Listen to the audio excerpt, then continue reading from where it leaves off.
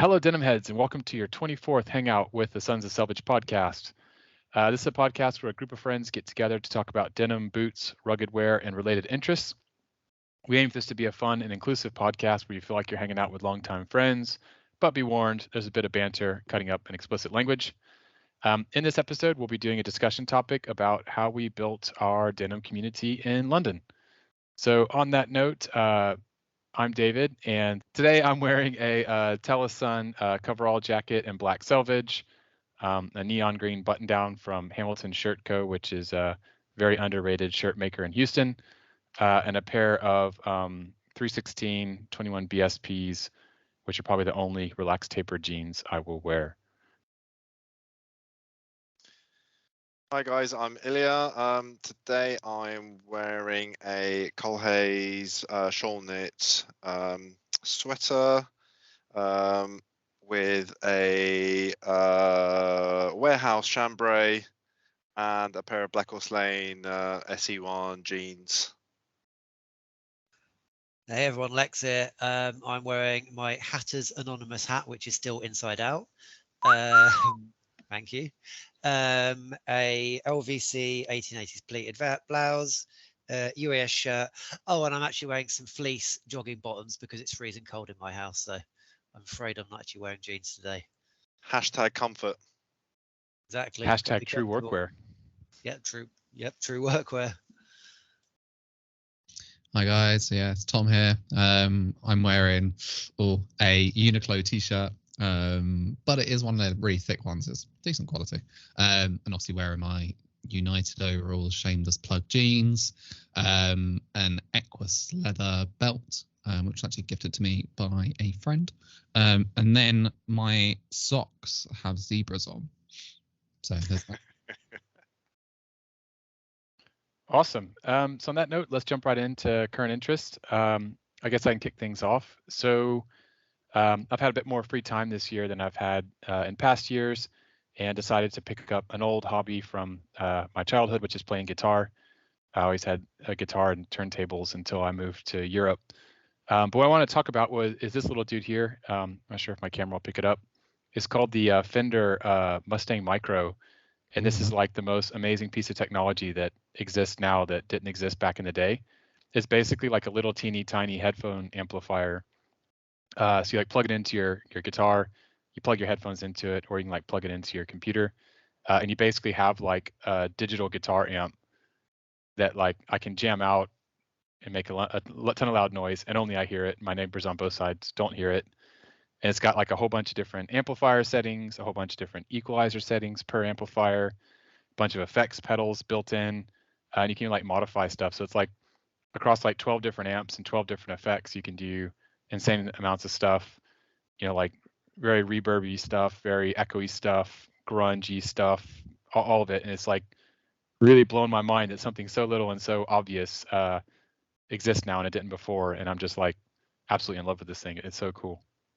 Yeah, I had Vox's version of that, which is kind of, dialed in for that Vox AC30 tone. So that's a nice little one, but doesn't have like all of the app connectivity that Fender one has. So I'll have to give that one a little look up and have a look.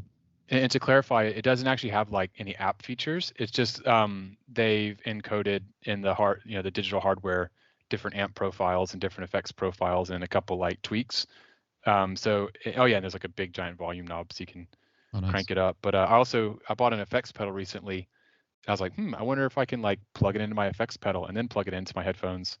So you can even do like chaining of effects pedals to the amp to your headphones, and even doing more weird craziness. It's a lot of fun. When did you learn to play guitar, David? Oh man, I did lessons like probably since about age 12, I think. And I always had a guitar until basically when I moved to Europe with my job, like an electric and acoustic. And I've really gotten into more rock music over the years, like shoegaze and sludge gaze and a lot of like kind of wall of sound, really distorted, really noisy stuff, noise rock, etc. And I decided that I wanted to actually try and make some. So I got the guitar off of Facebook Marketplace, and I got the little mini amp. And then also one thing that's kind of cool is I've been using the Fender Play app to like learn some of the theory I never learned. Because I didn't do very good with learning theory as a kid. I just wanted to like learn particular tracks. So I've been kind of doing the theory thing and trying to get that down. That's a pretty amazing app as well. The question that every English person would want to know, though, is, do you know how to play Wonderwall? I did as a kid. I don't Ah, remember that one though. My practice regimen usually is like post-punk songs. I like play a lot of like Interpol songs, for example, which are my favorite back in college. Yeah, what guitars have you got at the moment? Just one. I got a Kramer, which is owned by Gibson now, Kramer Pacer, which is technically like an 80s hair metal guitar.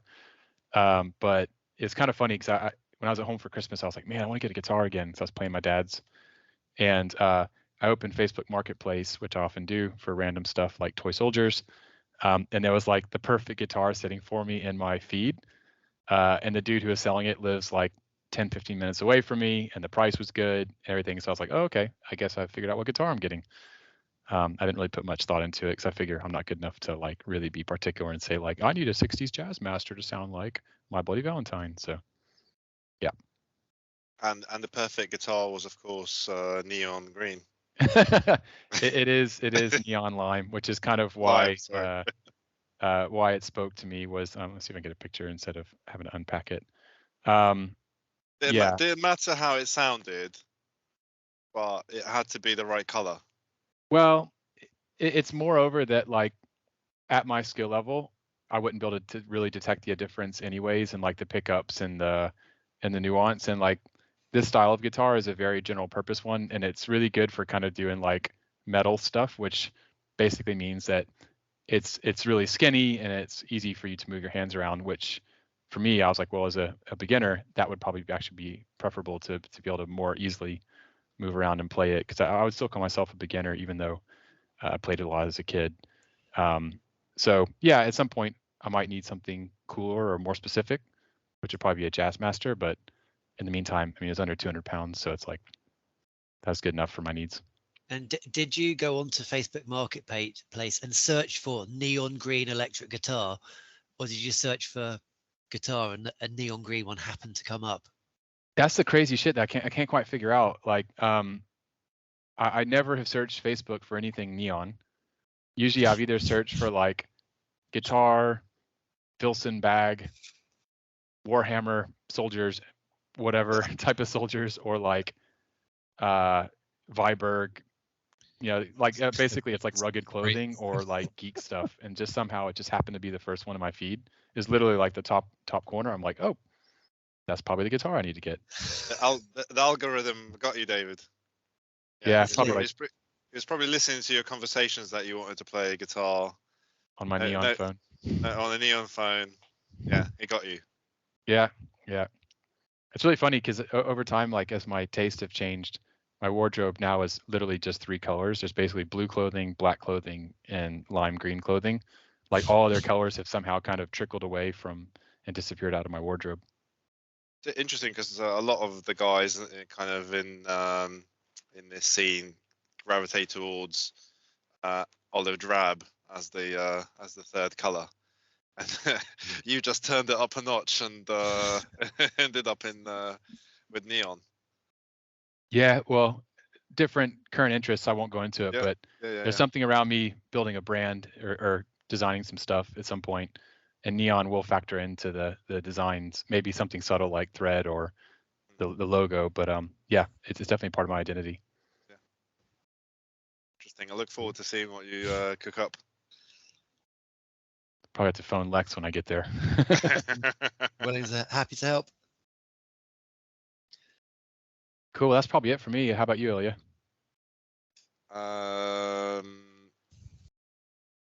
We're talking about current interests. I am currently listening to Questlove's latest book, which is about creativity, and his journey to discover why creativity is important, and kind of trying to get the fundamentals of it. Let me just look up the full title. So it's called The Creative Quest by Questlove of the Roots. So I just thought I always enjoy listening to Questlove on his podcasts and interviews. So I thought it'd just be an interesting listen to kind of get into his thoughts. And he does a good job of breaking down different, I guess, parts of creativity and some of the stages and some of the, I guess, tips and tricks, and also sometimes like if you get writer's block or painter's block, whatever you would call it, some strategies around how to deal with those, and also what creativity is, and is everyone creative, or is it a specific group of people? So it's quite interesting to listen to him describe that and go into it and use his real world knowledge and experiences to kind of back up what he's saying, because he's kind of a multidisciplinarian with his abilities from being a musician, being a writer, being a musical director, also being interested in food, which I recently found out about. He's hosted multiple events around that and had a restaurant himself. So it's quite an interesting thing to listen to, especially when I'm either commuting or just walking about town. It's been really enjoyable. If you had a pop-up restaurant, would he call it Guest Love? Good one. Some good creativity from you there, David. Yeah. You obviously. Well, I'll just wait till a little bit more of this and things fall apart. The Roots album. But You're on fire today, David. Oh yeah, this is what happens when we're not recording at 9 a.m. So that's my interest for this episode. Quick question: does he go into like the creative process as it pertained to their different records, or like different stages of the Roots sort of career, or is it more abstracted from that? He does break down a few bits. He tries to gather evidence from different fields, more so than just concentrating on how he records. But yes, he does delve into how he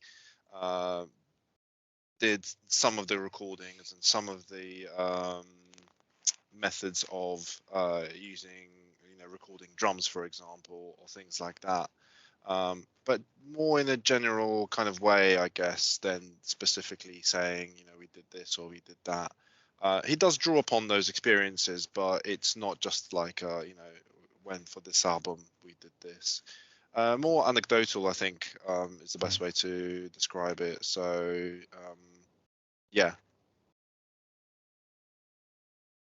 Yeah, it sounds cool. I'd love to see like a book done on that, but about different rappers and different like interesting personalities within hip hop, right? Because like he could almost do something like that where like there's a whole chapter about like, I don't know, MF Doom's creative process, or like Buck 65, or who else would be interesting? I don't know, like Kool Keith, and just sort of like really interesting personas in hip hop that have very unique ways of or like Andre 3000. Yeah, he'd be a cool one. I'd love to see something like that, but I don't know if he has any interest in writing such a book. Well, I agree. I think that's probably sounds like probably would work really well as a podcast as well, which kind of with my mind going blank right now was doing what's the Open Mike Eagle? Open Mike Eagle, the one that we both really liked with MF Doom and Prince Paul, where he kind of delved into those kind of historical records and the thoughts and the processes behind it. But yeah, it would be nice to hear Questlove's breakdown on it. He does talk about Dilla and how his approach to music really changed his kind of perception of it as well, which is quite interesting because Questlove is someone who grew up trying to be a very perfect drummer and being on point, on time, or all the time. And when he first heard Dilla, and Dilla was kind of playing around with time, the rhythms of time and being offbeat and recording his drums kind of unquantized. That really inspired Questlove to be a little bit freer with his music. Yeah, it's slightly tangential, but I've been watching a YouTube series. The channel's called Trash Theory. I don't think they've done any hip hop episodes, but I need to go back and check. But they've got this really cool podcast where it's like, sorry, not podcast, YouTube series where it's like the history of a particular genre. So it's like, how did shoegaze become shoegaze, or like, how did grunge become grunge? How did synth pop become synth pop? And they go back from like 50s or 60s all the way to like when these genres were famous and kind of like what steps led to them evolving. Yeah. I don't think I saw it, but man, it'd be so cool if they did some hip hop ones. That sounds interesting. Yeah, it's always interesting to delve back into the influences of certain genres and how they came about. What about you, Tom? So yeah, not a vast amount going on. Just starting my new job and getting settled on that. We have been watching The Last of Us, which episode 3 I think is single-handedly the saddest episode of any program out there ever. It is an absolute tearjerker. We were just like a pure class piece of TV. So if you haven't watched The Last of Us, do watch it because it's cracking. I have to admit something. I've played both games and spent a lot of hours playing it, and started to watch it. And the first episode, I think it took me like 3 attempts to watch it because I just kept falling asleep. Oh, wow. and I don't know whether this is just certain things make you go to sleep, and I am enjoying it, but maybe it's just because I know the story so well. Yeah, I'm kind of just like switching off. But I've made it through the first episode finally, and I'll be giving the second episode a go very soon. Yeah, because hopefully. the third episode, because I've spoken to someone who's also played Last of Us 1 and 2, knows pretty much every scene word for word, which is quite sad for a game. And he said, a lot of the scenes, they, recreate the framework of the game, because it was directed by the guy who done that Chernobyl program, and he was really good in that program for like recreating the nuclear power plant like exactly how it was, to all the photos, all the actors look exactly, as close to those historic figures as possible. So the series is like shot for shot recreations of the game, but they do change up the story a little bit. So in the third episode, I won't say which character it is, but there's a certain character arc in that episode that's a bit different to the game, to give a little bit of something new to people who played the game through, probably. I feel like when you've played a game before and you're playing it for the second time around, and all you want to do is just skip the story and just get to the action and play it yourself. I think I'm kind of in that mode watching it at the moment. So yeah, I'm like skip, and because I'm not being, it's not happening. I'm just kind of okay. I'm gonna just switch off.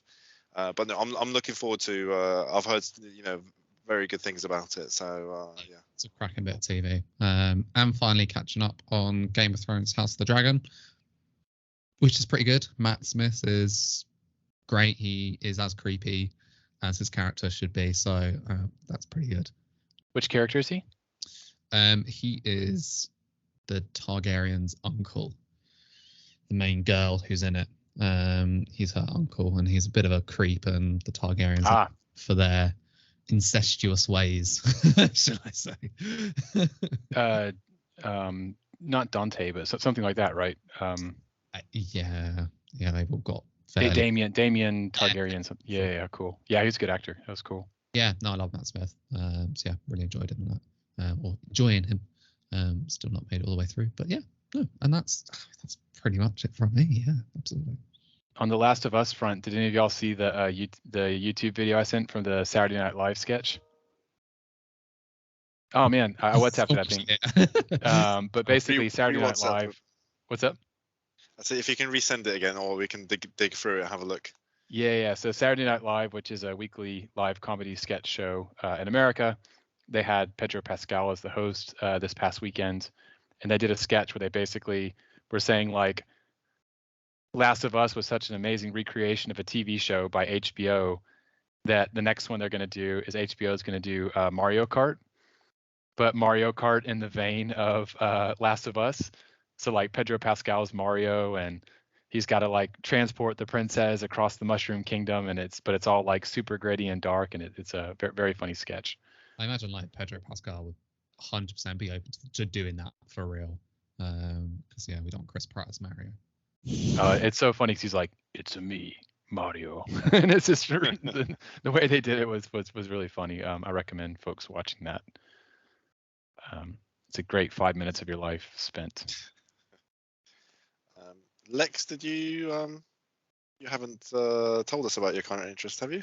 No, I haven't. Sorry. So I'm just mixing it up. what was I going to mention? So since the last time I saw you guys, I have bought the latest Hella's Cafe King of Vintage book.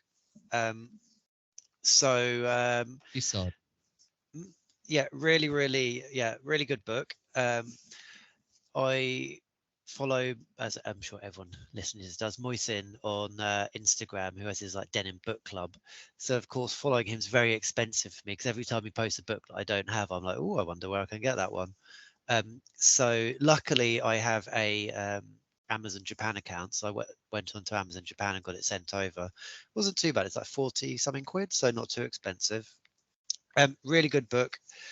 Yeah, highly recommended to anyone listening who wants kind of a nice book with just lots of vintage pieces. Really well made, nicely printed, interesting pieces inside, some decent information about them as well without being too wordy, for those of us who don't particularly like reading. So yeah, highly recommended. Is there text in there in the book? A little bit, not a lot, but there's just like a little bit of information about each piece. So it's slightly more in depth than just looking at pretty garments kind of thing. But Okay. again, it's not like maybe Denim branded, where there's a lot of information about the garments, which kind of it takes a bit of time to read. But yeah, I'm really pleased with it. I've not got, so this is volume 4, so I've not got any of the other ones that have come out, and they now sell for ridiculous prices on eBay. But yeah, I'm really happy I've got this one. So yeah, a highly recommended purchase. I thought I heard that they republishing the other 3. Quite possible. Yeah. I saw somebody in Japan was selling them. I don't know whether it's connected with Larry. No idea. But hopefully, if they do, it means the people trying to sell them on eBay for like 500 quid will kind of maybe try and sell it at a slightly more sensible price. Yeah. Because some of these, I mean, God knows how much I've spent on denim books over the years. For our listeners that don't know Heller's Cafe, what's the kind of gist of them? To be honest, I don't know much about Heller's Cafe. It's a brand, isn't it? And it's Larry, what's his surname? Larry, someone who's got this amazing archive of vintage garments. McLaughlin? Yeah. Sounds about right. Hold on, it'll say somewhere in the book. I've got it in front of me. Yeah, so Larry is a vintage hunter and dealer who's been around for a very long time, and at some point he and Warehouse teamed up and were releasing kind of his reproductions based on, I guess, on the pieces that he had collected over a period of time. So Heller's Cafe was the kind of a brand that he created for that project. and you still see warehouse release those pieces year to year.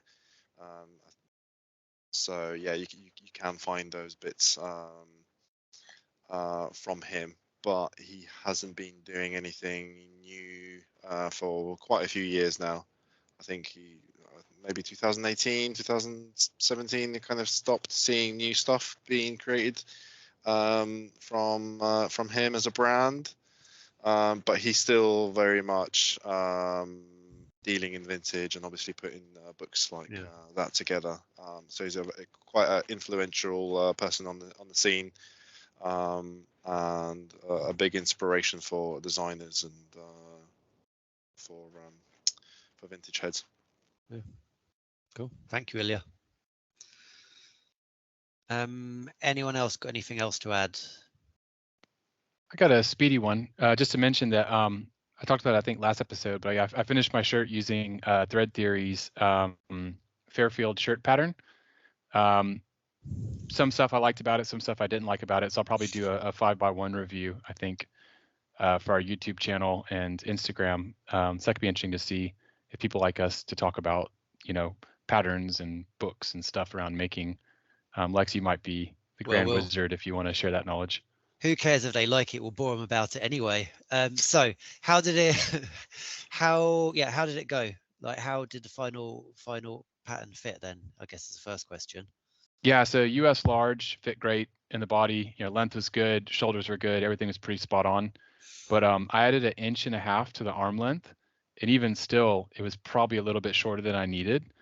So I would have had to add probably 2 inches to really get a good enough arm length for me, which seems weird because I'm not really disproportionate for that size.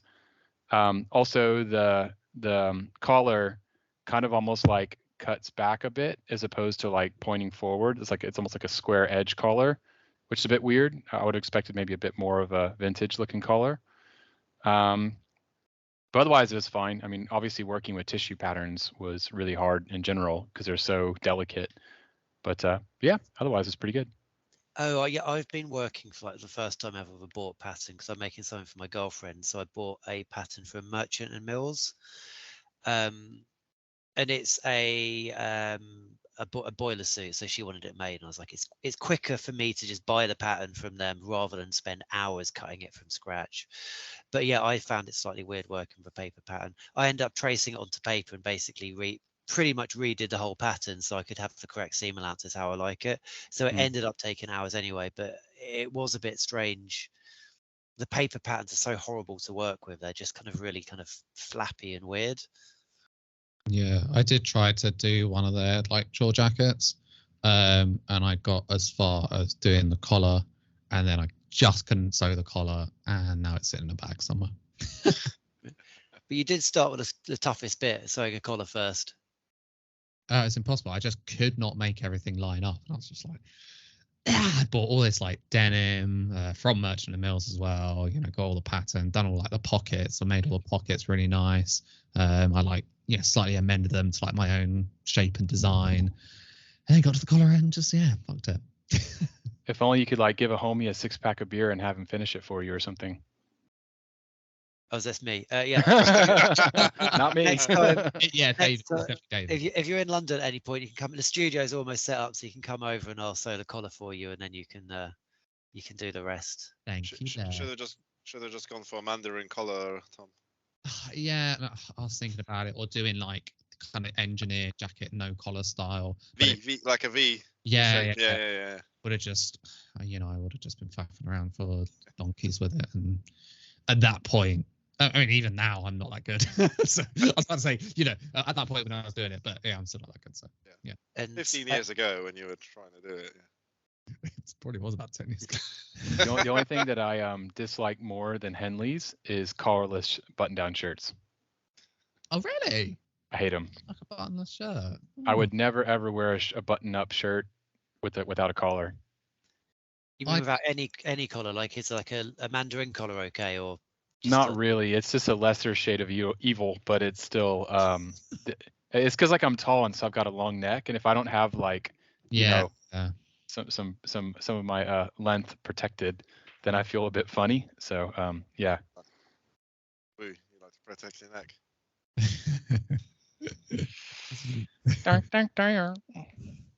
And what was wrong about Henley's again? Remind me.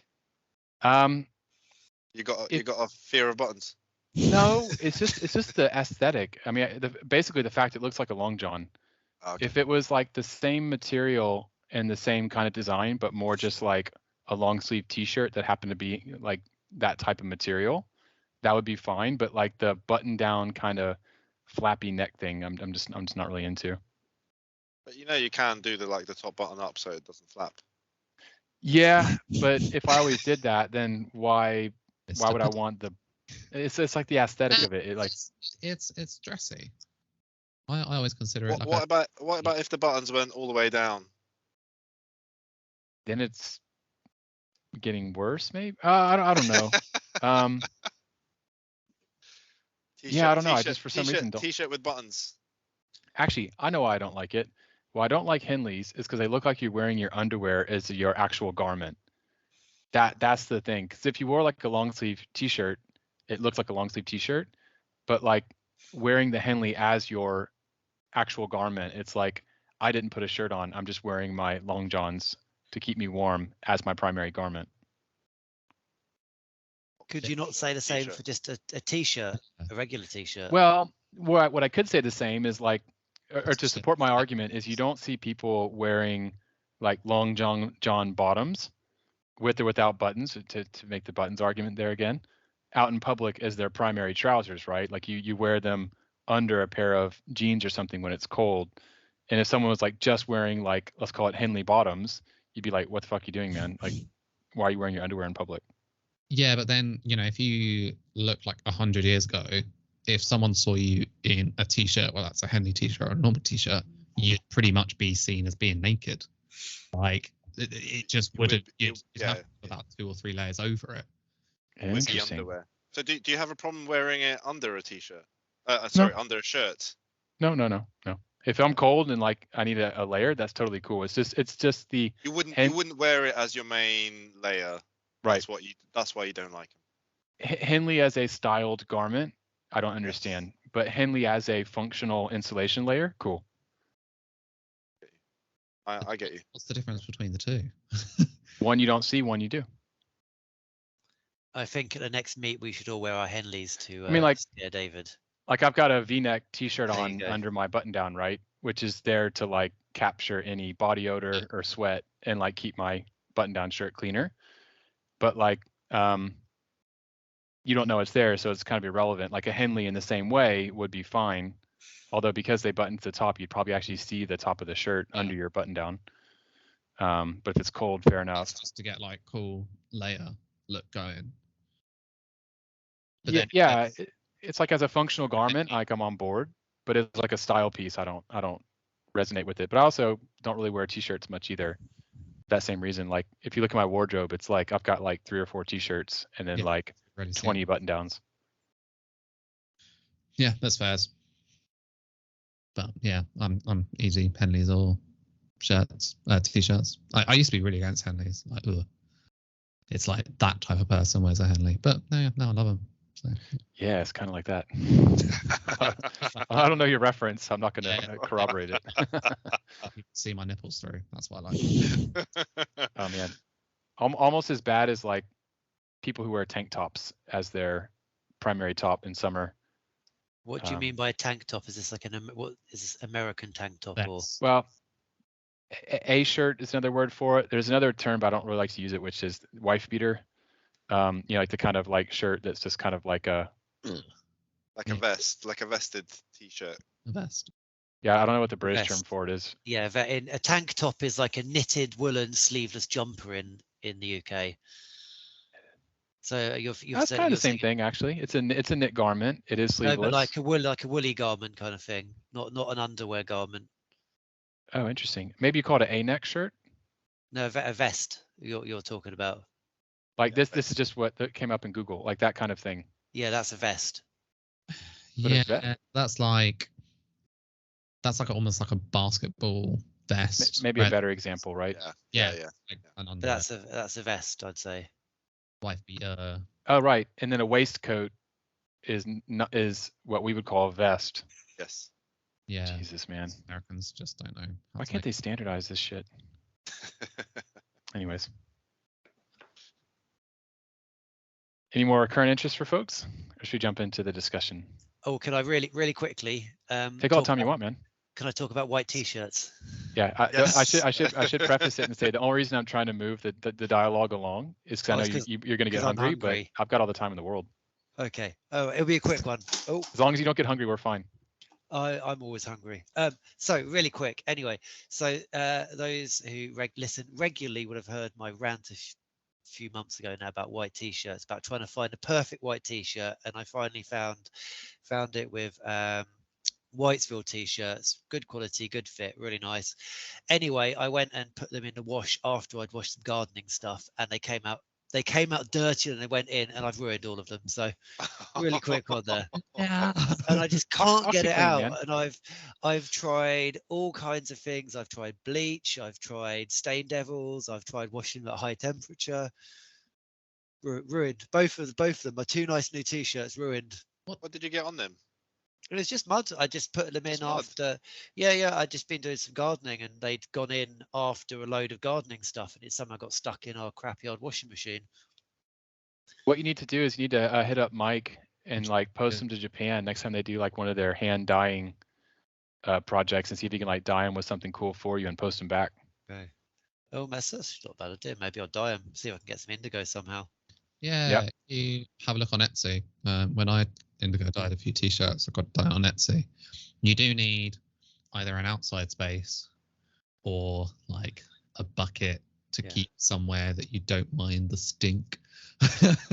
Apart from that, it's pretty easy to do at home. Yeah, I've got a garden, so my girlfriend would just have to deal with the smell. But yeah. Anyway, so that's a really quick one there, just to update you on my white t-shirt situation. For if you're worried about it, I'll keep you updated on what happens. What's the plan? Next. What's the plan now? Are you gonna get some more Whitesville t-shirts or? Well, I did actually buy some. So I've also bought t-shirts from Truss, which is they're sold on Market.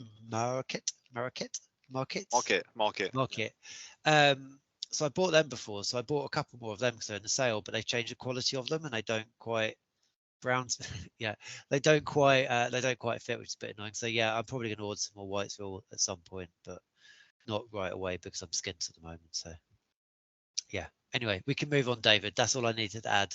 Again, we got all the time in the world. It's just if Lex gets hungry, we got to end the podcast. So yeah, sorry, looking out for you, man. The podcast is. I'm drinking. I had some snacks and I'm drinking beer, so I'm okay.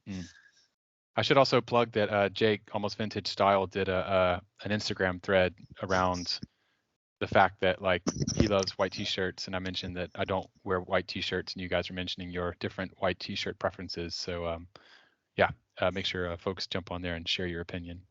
Yeah, and Jake is a big proponent of Whitesville t-shirts. I think he was one of the first people who was kind of recommending them as well. Oh, is he? Yeah. Back a couple of years ago. Yeah. So yeah. Cool. Tom, Ilya, anything from you guys? Nothing else for me. I'm boring, so. All right, cool. So maybe we'll jump over to our discussion topic. So I thought it'd be kind of interesting to talk a bit about the community we've built in London, because I know we referenced the fact we've got meetups and that we met through the meetups and have the podcast and we do the hangouts and all this kind of stuff. I thought it'd be kind of cool to talk a bit about how we built what we built, like how we have kind of like connected with each other, how we've brought other friends into the fold, like Chris, who you met on the last episode. And yeah, maybe just kind of, it's not really a structured topic per se, but I just thought it'd be kind of cool to wax poetic a bit as podcast host about hanging out in London and sort of how this thing all kind of came together. Yeah, I think it's a good idea for a topic, and I think it's best if you probably start talking about it, because I think it was between yourself and Kevin that this whole thing started. So yeah, what was the kind of the idea behind it? Yeah, so I moved to the UK in 2013 from Paris, where I was like the only denim head there, but now there's more than one. I'm kidding, but it felt like that. One or two.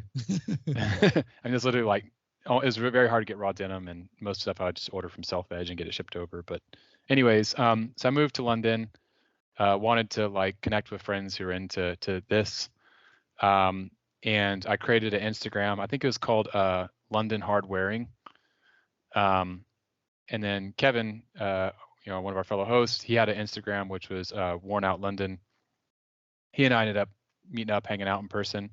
And random aside, in my very first meetup, I had 4 people present. It was me, Kevin, some girl who was studying fashion at like Central St. Martin's or something, and then Danny from Rivet and Hide. He was our very first hangout. Oh wow. Which is cool. I think I might have even met Kevin at one of the Rivet and Hide events. That might be how he and I connected. So anyways, started posting on Meetup. No one showed up. But I remember there was a very monumental event where we were at Craft Beer Co. in Islington. And I think that's where I might have met you, Ilya, for the first time, and also Andy for the first time. Is that correct? I can't quite place the first meetup that I attended. The one that really sticks in my mind, and I think it's the first time I met Andy, was at the Black Horse Lane tour. That you. I vaguely remember you saying at the time that was the first time you and Andy had met. You'd been swapping and going to kind of different ones. And yeah, but there was a couple of ones before that. So yeah, I don't know if the Craft Beer one Co was the first time that you and I met, David. Because I thought you were meeting around like Soho area at first. Is that correct?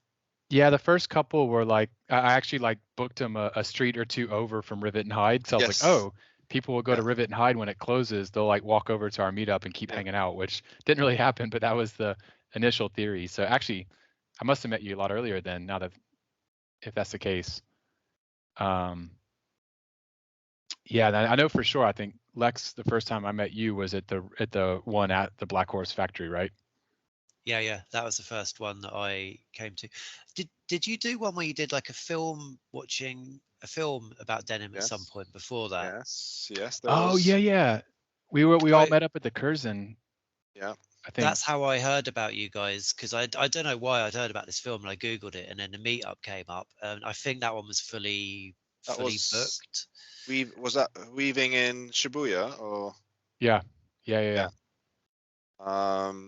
I think that might have been the precursor to the Black Horse Lane one. I think that happened earlier.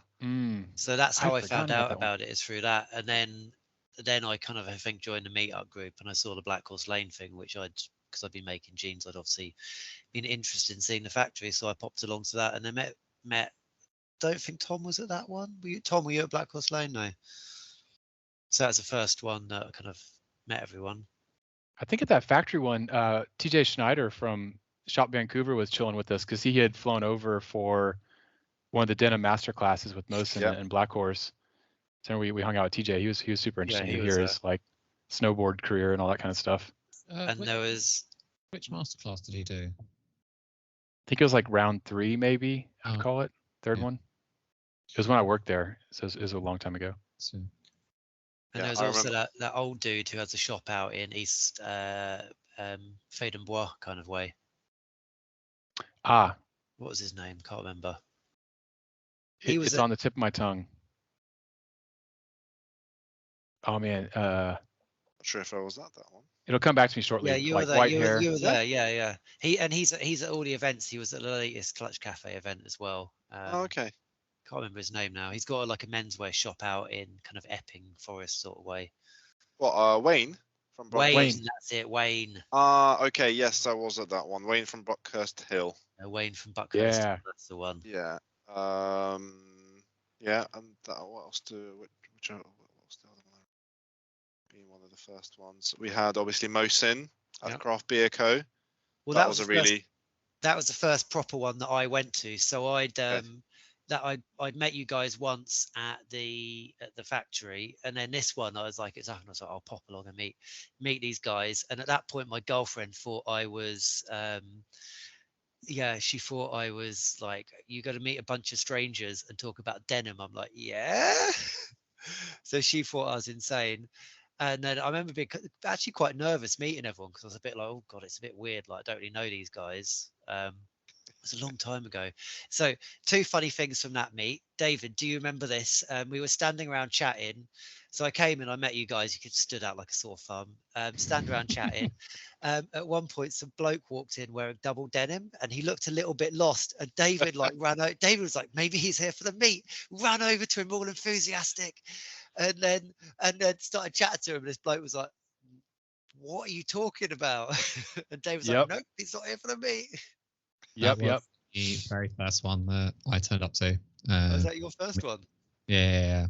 So I think I saw the event through Mosin saying like, hey, you know, I'm like heading down to Craft Beer Co. To talk with these guys, and I was like, oh, Mosin, you know, I know him from Son of a Stag, and you know, helped stop Endrime, and you know, had chats with him and drinks and all sorts. And yeah, like I was like kind of walking down there and just see this like little Topo Designs bag bobbing away in the distance. I was like, oh, that's Mosin, cool. And I ran up, hey, how's it going? And he was like, hey, yeah, do you know any other people at this event? I was like, no, not at all. But you know, it's a really nice hang, and Mosin chatted about, you know, whatever Mosin chats about, and yeah, it's good. Everything. Stitch count. I remember stitch count. Yeah. I remember this. He was talking about stitch count on our various shirts, and you know, and the reasons behind it, and those kind of details. I remember. So even more obscure detail was I was showing him, because I was wearing jeans that I'd made, and I showed them to him, and apparently the way that I'd sewed the run and fell seam on the yoke was the women's wear way, which I didn't. I remember know that. that was a thing. I was like, yeah. oh, there we Yeah, go. I was like, it's like which panel overlaps the other panel is men's or women's. Yeah. I still can't remember which way around it goes. Sewing like a woman. Yeah. I think on the women's it's supposed to like maybe be the overlapping, whereas the men's the bottom overlaps, but I'm not sure. Anyway. I'm just looking at my own butt. So love it, Chip. The other thing that I remember from that particular meet was at the very end, we went to get a photo taken with all of us, and I think David, you were taking it, and then everyone was like, no, David, get in it. There are some people, and there was a bloke and 2 women sitting at the bar, and you kind of like tapped him on the shoulder, and you're like, do you mind taking a photo of us? And he was like, yeah, of course. He turned around, the 2 women turned around and saw all 6 of us there, head to toe in double denim, and they just cracked up laughing as we looked like the world's worst boy band. Yeah. I remember too, we had like that picture out front of the Craft Beer Co. place, whatever, that was like, was it like maybe Andy in a type 1? I think Lex, you might have had a type 2, and I had a type 3, or I'm trying to remember who exactly was in the photo. I think it was you, Ilya, and Andy, but I do vaguely remember. It wasn't me. I think I had the type. Did I have the type 2? I can't remember which one I had at that time. It might have been it could have been the PBJ jacket or the Shadow, the 316 type 3. I forgot that there was a time when Ilya used to wear trucker jackets. Man, time flies. We had Chris Hewitt as well. Remember that? Yeah, that was at the same place, wasn't it? Craft Beer Co. Yeah, that's cool. Kind of seeing him talk about his made in UK denim. Yeah, that was the early days, and I think he gave us all a piece of British denim at that time, and I guess is that what kind of sparked it for you, Tom? I had or did you know website prior to that, and I think I had like sent him a message being like, hey, yeah, I see you're like heading down to this, you know, it would be good to chat and, you know, just introduce myself. And yeah, it was the early days of, you know, United Overalls, and, you know, seeing the fabric for the first time, you know, in the flesh. You know, how long ago was it that David, that this all started? I mean, it's been a long time, but was it 6, 7 years ago?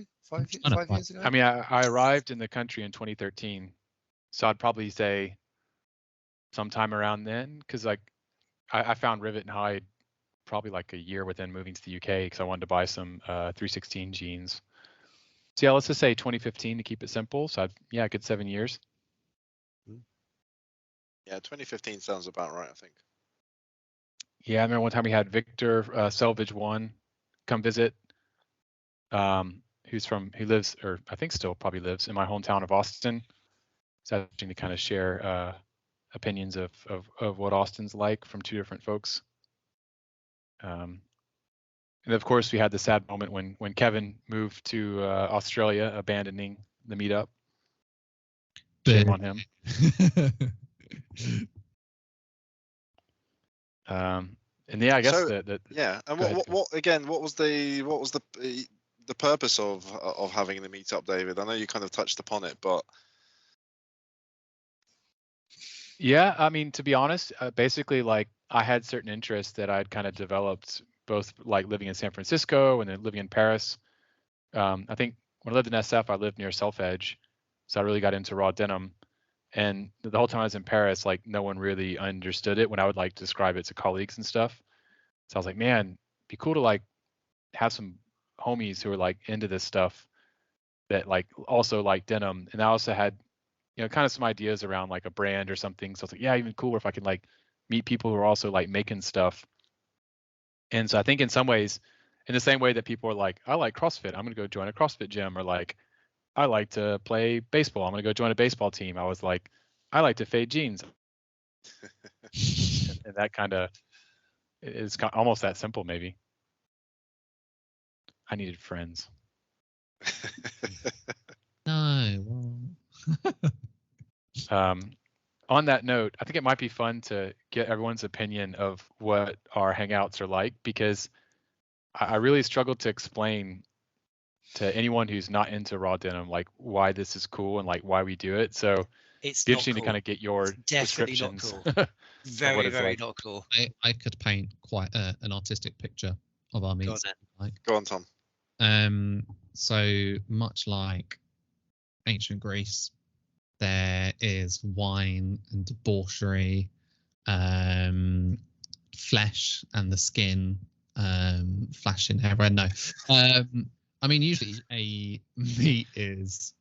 I think you're describing your corner of the meat, Tom. Oh, and then I woke up. I think it's describing Eyes Wide Shut. Just close my eyes. And it's no. Yeah, I mean usually these events. Flies wide shut. Sorry. And my trousers are down. I'll go on mute. Usually these events take place in a public place, whether that's two pub. I hate it. A pub, or somewhere that we can all meet in town. London, either kind of Shoreditch area, east, or Soho Central, which there were a little bit more Soho, so I can walk there. And yeah, it's just a bunch of us denim enthusiasts, a few people from the industry as well. Like we've got friends like Kelly, who is what is she again?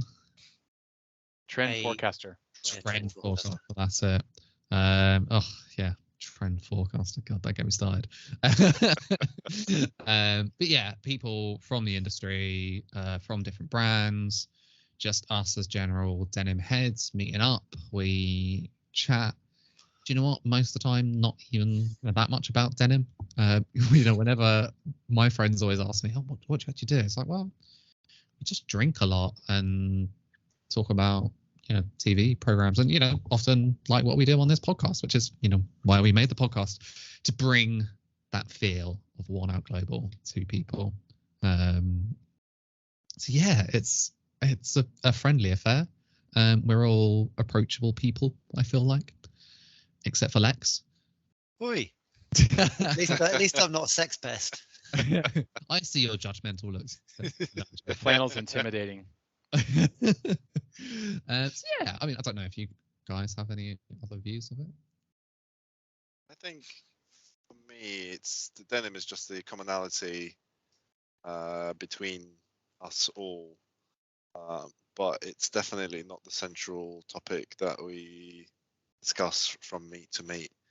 It's maybe, especially maybe in the early meets, it was something that we would concentrate on a lot more.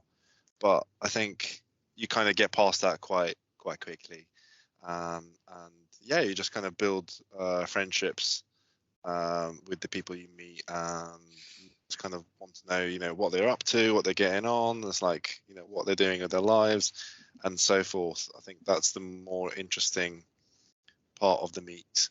And also just, yeah, go on, Lex. I was going to say there's quite a lot of us as well. There's probably about maybe 10 to 15 regulars or semi-regulars, and then like another maybe 10 to 15 people that turn up occasionally. But also things like it's worth pointing out, obviously, Darte, is it Darte or Dart London? Darte? Dart. Yeah, it started out of the meets. Darte. Darte. Has it not got an E on yet? Oh, well, it's Darte. a dart, yeah. Dart. Art of shadow boxing. Yeah, that because obviously Mike and Ed met at the meets and then got on really well and then started a brand out of it. So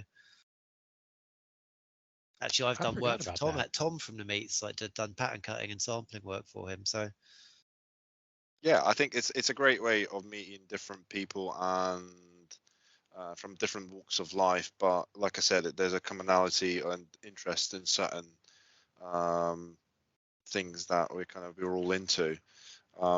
It's also, I think, quite a open and welcoming community. We try not to, definitely not. I think we're definitely not a gatekeeping community. I think we're quite open to anyone to join and have a drink with us and chat with us. So yeah, I think there's a lot of positives that have come from it. And also, I think we go to a few events which happen in the scene, like Clutch Cafe or American Classics, who host launches. And I think it's always nice to be able to go to these places and know other people around, because it can be quite awkward if you're there on your own and you don't know anybody. So I think it is quite a nice way to go in a group and to have people to chat with, and also go off and talk to other people who you get to know over time. So yeah, I think there's been a lot of great things that have come from it.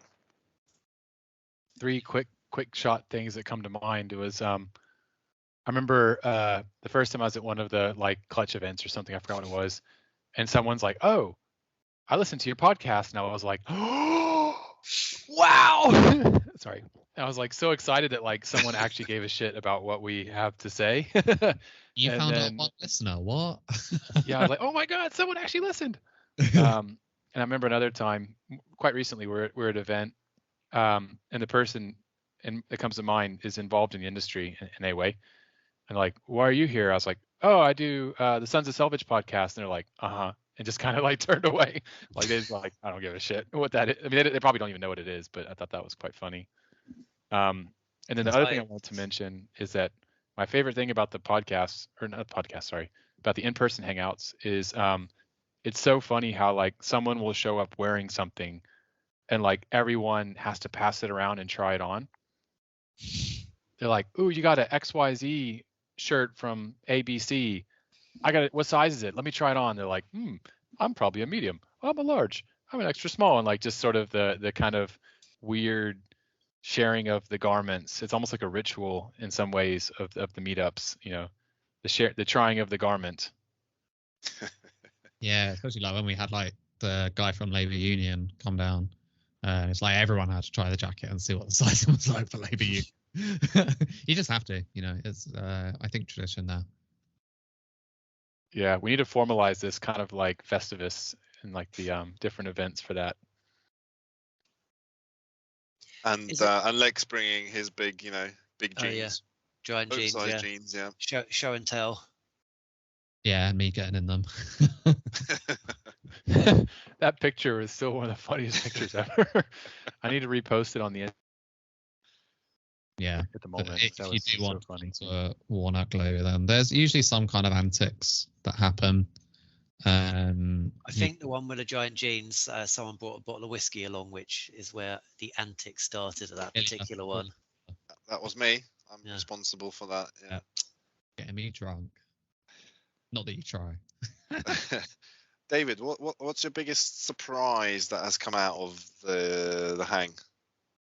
Like, if you initially started with the goal of meeting people who are into the same kind of thing, and yeah, kind of what do you think has led from it in something you'd never have suspected, I guess? I think, I mean, it's not so much like an offshoot or anything like that, but for me, the most impressive thing is just the persistence of it, which in some ways is largely due to yourself, Ilya, organizing, the London get-togethers during the pandemic, alongside, I think, us also kind of like getting this podcast.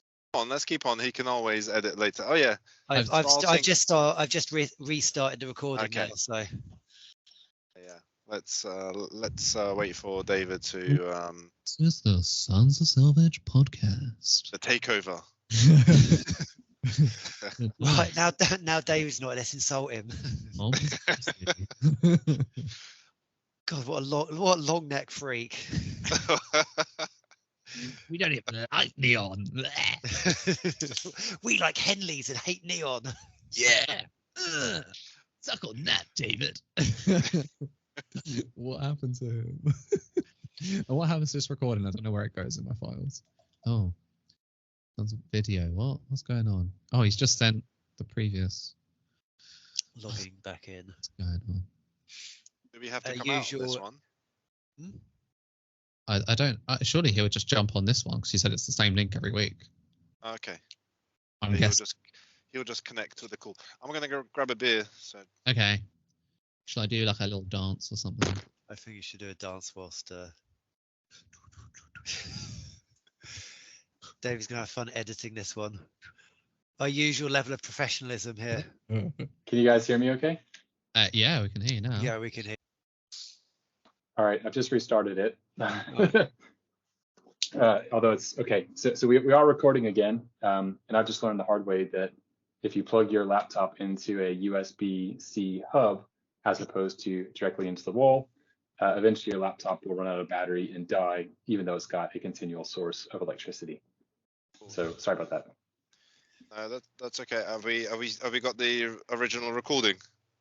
Yeah. Like Skype does it all in the cloud, so I'll be able to download it. You'll just have to just merge them together. Yeah. It'll be an easy fix in iMovie.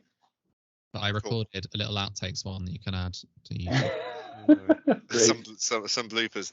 Yeah. So I think we stopped when I asked you about what has been the kind of the biggest surprises coming out of it, and so I don't know whether you want to pick up from there.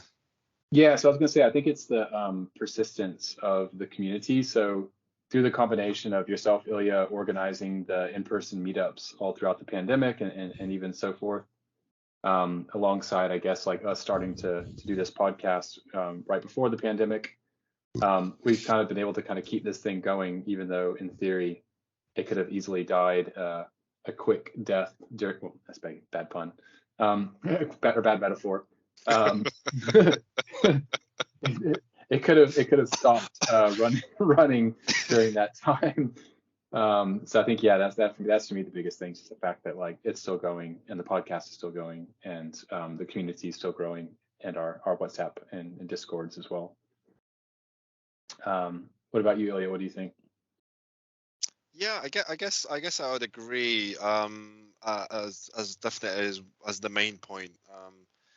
And yeah, hopefully you guys don't mind me pestering you every month to it's time to check in and it's time for that meet.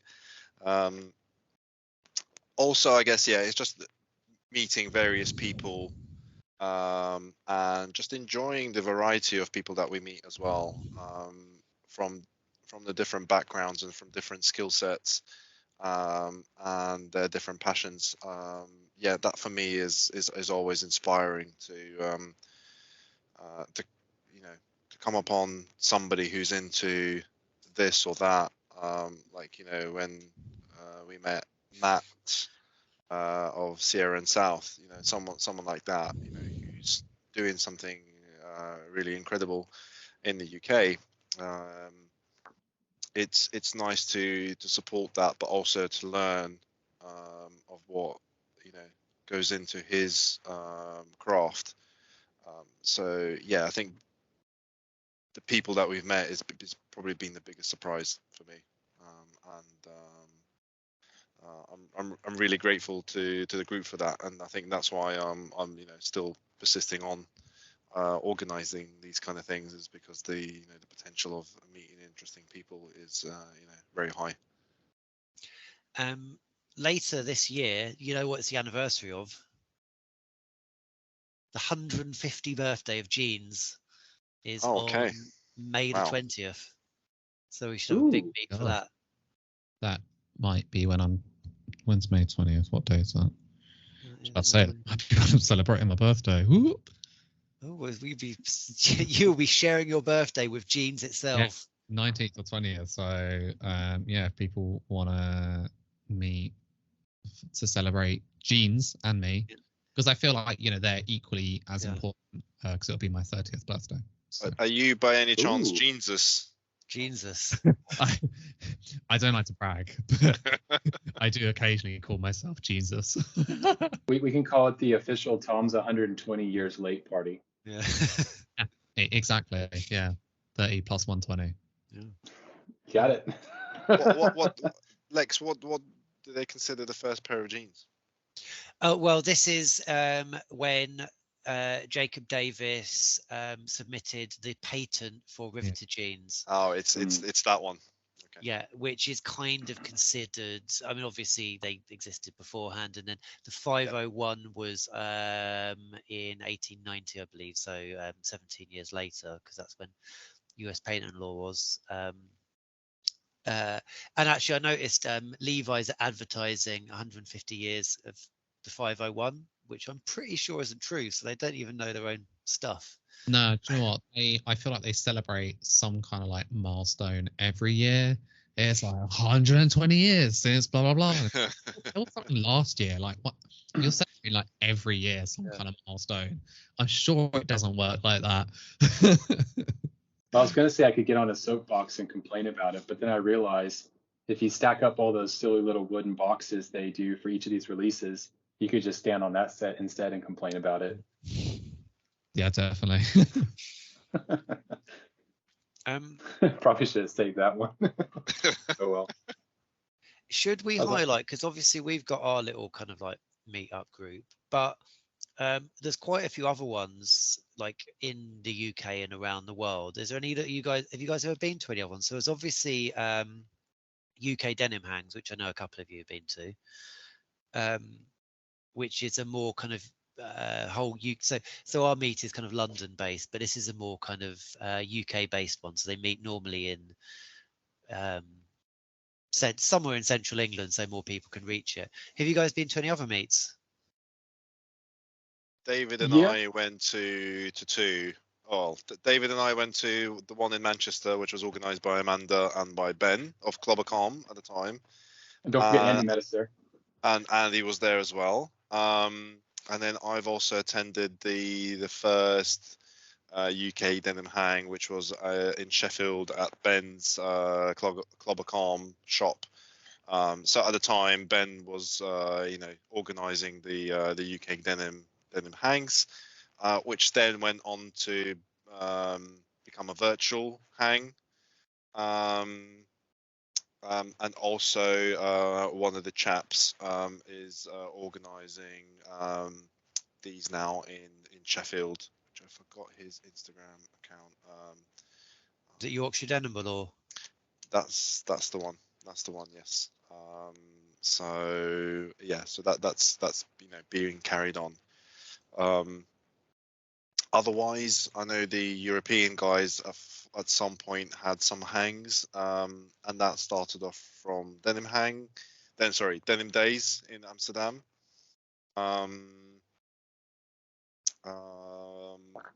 That's like the German guys, right? Like in Munich or Berlin Well, or something like that. German and Dutch guys. So that was going on there. Which then, the German guys kind of adopted and were creating the hangs around their way. I'm just trying to think who else. I know Sweden had one at some point. A couple, because there's quite a few, Swedish Denimheads. They like meet up in an IKEA. That's so racist, David. Well, no, it's not. There's nothing to do with race in IKEA. It's simply an enterprise that happens to be Swedish. I'm joking. We can meet at a Greg's. I'd be up for that. Especially the Jesus sausage rolls. I've never had a Greg's. What? Hold on. What? I have not either. Well, hold on. What I'm I'm not understanding these sentences. What do you mean you've never had a Greg's? Never had a Greg's? No. You mean I guess it implies a sausage roll, right? Why have you never had it? How have you never had a Greg's? Pret's always next door. How do you? Oh God, Pret's awful compared to Greg's. Yeah, it's like Greg's would be like half the price. Like, save some money. What? I'm just trying to get my head around this. So you've Ex- never had a ex- Greg's? No, explain the appeal of Greg's. It's cheap. Greg's is cheap. It's hot, ready to go, and tastes decent. Yeah. They do a good meal And- as well. And every time you have a vegan sausage roll, it makes Piers Morgan angry. So Yeah. It like every vegan sausage roll takes away one boner from Piers Morgan. All right, And- I've got an idea. Sorry, David. Just a quick question. Yeah, Is it go for it. something that you would have for breakfast or for lunch or either? either, yeah. Any- Or sausage day, and bean yeah. bake, breakfast. Sausage roll, lunch, Brunch. brunch. Yeah, brunch. If you want Brunch, to sound okay. fancy. Any time of day. If you buy it and take it home with you, dinner. I just had an idea. So the Greg's campaign where they had the Christmas manger and like they had the sausage roll in place of baby Jesus in the manger. I think for the Tom's 120 years late party, we should buy some Whitesville's teas. We should wash them so they're a bit dirty and kind of stained. We should get them screen printed with the Greg's sausage roll in the manger and have Tom's face like superimposed on the end of the sausage roll. And like that will be our denim hang shirt. There you go. Didn't they have a collaboration recently with someone? Right. Yeah. They had a load of Greg stuff. I think I was in the departments. I was in Marks and Spencer. No, not Mark. Can't be Marks and Spencer. I was in Primark. Was it Primark? It was Primark. Yeah, it's Primark. Yeah. I had to buy. My dad was in hospital. I had to buy him a dressing gown, so I popped into a Primark. I wouldn't normally go in there. And they had all the Greg stuff. I was like, oh my God, this is amazing. Maybe we should wear that to the next meet. Turn up head to toe in Greg's merchandise. That sounds like the collaboration of my nightmares. Literally. I feel like there's a conflict of interest in that. It sounds awesome, but as champions of rugged, long-lasting, quality goods, I'm not sure it's acceptable for us to do that. Oh no. I mean, I guess ethically. Oh yeah, no, I wouldn't actually buy it. Like it's tat, but I mean, normally if you're gonna do something horrible, you would like go and plant a tree to like offset your horribleness. Maybe we can like go plant some indigo seeds and kind of film that and put on Instagram to kind of make us feel better about buying shit clothing. Or adopt an orphan, out. Yeah, I'm not sure there's any kind of saving that. I think it's better just to have inaction. In this case. Okay, so maybe but Greg's is something that we'll have to come back to at some point. we'll bring you a vegan sausage roll to the next meet, Ilya. I don't mind eating meat ones. It's fine. But if you recommend the vegan ones specifically, The meat ones and the vegan ones taste exactly the same. There's so Okay. little. okay. That's the point, right? Yeah. Random No, factoid, I learned in Ireland they've actually classified Subway sandwiches as dessert because the sugar count is so high in the bread that they actually can't call it like a nutritional meal anymore. That is mad, but I mean, fair point. Greg's is like the closest thing I could think of to Greg's in America would be maybe like something like Subway. no, We don't Greg's really no, have. Greg's and Subway are very different. I know, but it's still the closest thing I can think of. For me, like having never eaten at Greg's, it's something like I'd imagine I would get from a school dinner or school lunch. Sorry. Yeah, I think that's a good analogy. Okay. Lots of Closest like, thing is American school cafeteria. yeah. That's probably Not- sounds about right. Yeah, not American school lunch, David. A very English, and probably not what kids get these days. Because listening to what my son eats at school, it's very different than what I had. Basically, school dinners from the early 90s. Yeah, something like that. Yeah, I would have been mid 90s in primary school, and it's not my fondest memories of food, but yeah. It's interesting because in our meetup, it's kind of tied back to the meetups, I guess. We always end up somewhere with burgers and fries. So in some ways, it's almost like the grown-up version of school lunches, where like you sit in the cafeteria around your friends that all like Dungeons and Dragons or all like to play soccer, aka football, and you find your clique and you hang with them and you eat your burger and fries in school. We're kind of doing the grown-up version of that, especially last week. Was it last week or the week before when we were at Beer and Burger at King's Cross, and we're like sitting on these like long benches eating our burgers and fries and drinking beer and like trying on each other's clothes and stuff. It's very much like a bunch of a high school gang has like grown up and are doing the same exact thing as an adult, just the adult analog. Yeah, we're not very sophisticated, are we? No. No fine Definitely dining. the world's worst gang. See, But rugged clothing's not that sophisticated either, right? all the sartorial guys go to fine dinners and smoke cigars, and we're just eating burgers and trying each other's clothes on. Maybe we should do that next time. Then go to a tasting menu somewhere. They just have their pomme frite instead of their fries, and then their burgers have a slice of foie gras on top. Well, I haven't actually, having worked at Black Horse Lane for over a year now, I haven't gone to Slow Burn, which is the pop-up restaurant in the factory at the moment. So maybe a good idea would be to have book a dinner, and have a nice meal in a denim factory. Yeah, I'd go for that. Like, That would be amazing, especially since the factories, I guess, changed so much over the years. It apparently wouldn't be recognizable compared to where it was. I think yeah, it'd be very different to what a lot of you guys would remember, apart from Tom, who's visited quite recently. So yeah, I think that could be a nice evening that we should organize. Man, I'm impressed. We're getting like stitched down podcast level of organization here. They've got their like, let's put you on a bus and take you to like the Alden factory or something, or like they did a trip to Division Roads Dude Ranch. Well, we're gonna do our global denim hang to celebrate Tom's birthday and Jean anniversary in Jean Factory with dinner event. Yeah, we'll take you on the tube to Walthamstow. There is a whole bunch of breweries nearby, so it could also be like There are brewery crawl. There's one of the new ones which have opened up recently, Signature Brew. That's a really good one. It's just opposite the factory now. So you've got. Do you remember was Truman Brewery there when you were working?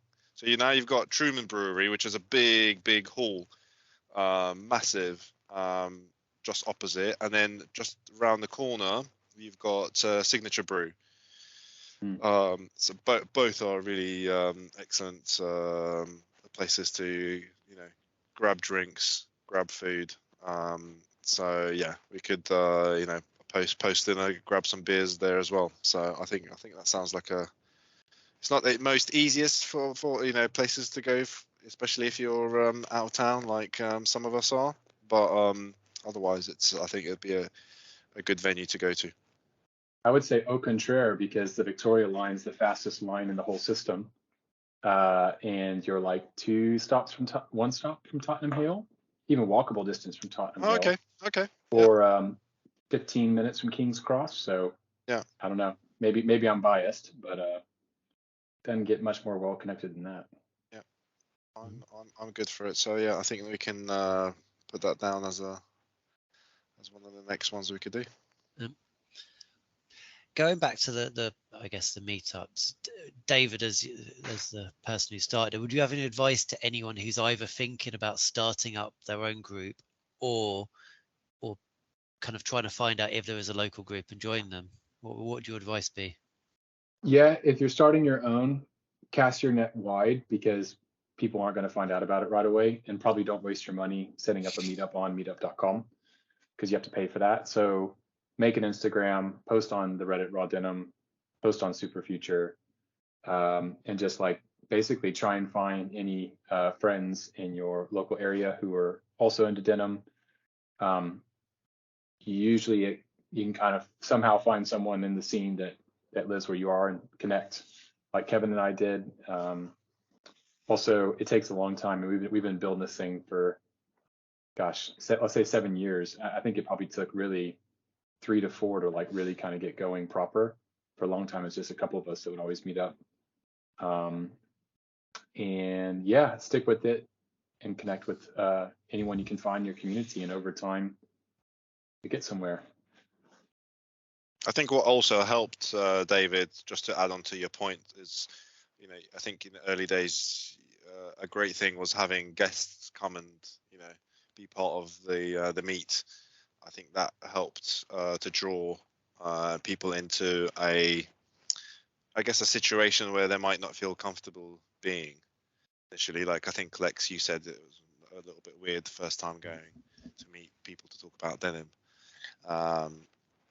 So yeah, if there's a draw to to go and see someone or to do something like that in your town, I think that is quite helpful.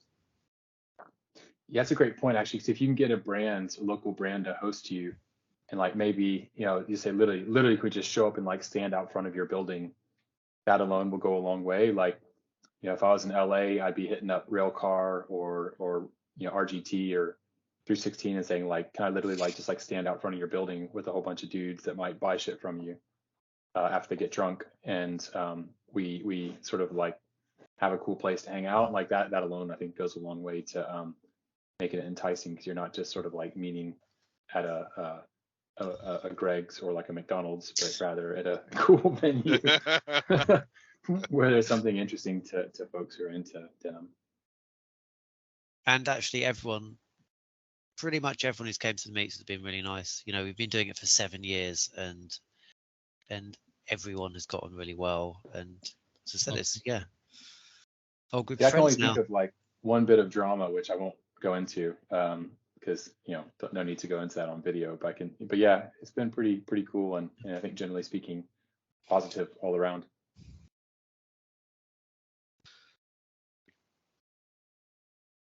Awesome. And I guess maybe I know might want to wrap up soon, but just huge thank you again, Ilya, for keeping the in-person events going during the pandemic and so forth. It's been awesome. And then thank you guys for being a part of this podcast, which is basically the virtual hangout. Well, thanks for starting it, David.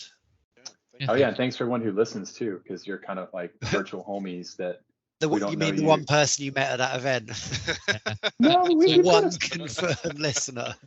We've got a few folks. I mean, we're not huge. But we're getting there. And is the listenership bigger than the number of hosts? Yes, it is. Yes, it is. That's how we also, we've got a YouTube now, so like that's kind of helping us get a bit more discoverable, putting them hashtags in so that we get indexed. Cool. Yeah. And we got that Discord server that we're slowly building. So yeah, Cool. we're on to something. It's just gonna take a while. Well, if you build on it, that- they'll come. Yeah. On that note, after all that talk of Greg's, I need to go and eat some food. So All right. Well, maybe this is a good place to wrap it up then. So let me move over so I can get my text. My laptop's alive again. So thanks everybody for listening to our latest episode. Please rate and review us wherever you listen to your podcasts. Also, please follow us on Instagram at Sons of Selvedge Podcast. And lastly, message us on Instagram with any questions you'd like us to discuss in a future episode, or reach out if you want to jump on our Discord server. And on that note, that's a wrap.